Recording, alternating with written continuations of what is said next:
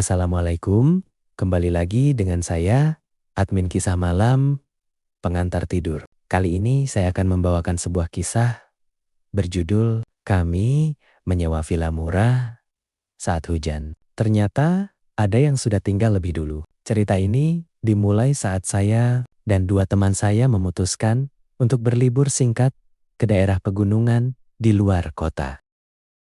Kami hanya ingin suasana sepi, udara dingin, dan jauh dari keramaian. Kami menemukan sebuah villa kayu dengan harga yang jauh lebih murah dibanding penginapan lain di daerah itu. Awalnya, kami merasa beruntung. Kami berangkat sore hari saat hujan mulai turun. Jalan menuju villa semakin sempit dan licin. Lampu mobil hanya menerangi kabut tipis yang menggantung rendah. Tidak ada rumah lain di sekitar. Tidak ada warung. Tidak ada suara kendaraan. Saat kami sampai, villa itu terlihat lebih tua dari foto di internet. Catnya kusam, halaman dipenuhi daun basah, dan lampu teras berkedip pelan seperti hampir mati. Hujan semakin deras ketika kami membuka pintu. Hal pertama yang saya rasakan adalah bau lembab, seperti kayu tua yang lama tidak terkena matahari. Ruang tamunya luas, dengan tangga kayu menuju lantai atas. Ada 3 kamar di atas, 1 kamar di bawah,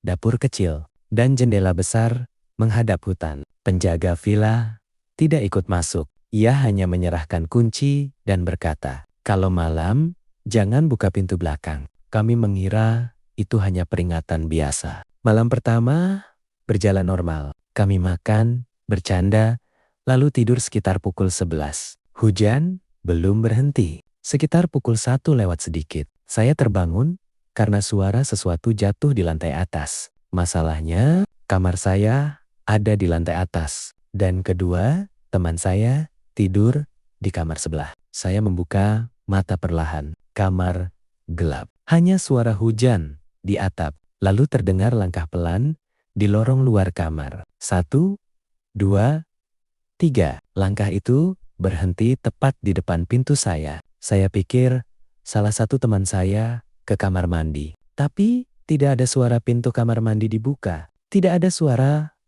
apapun. Hanya langkah.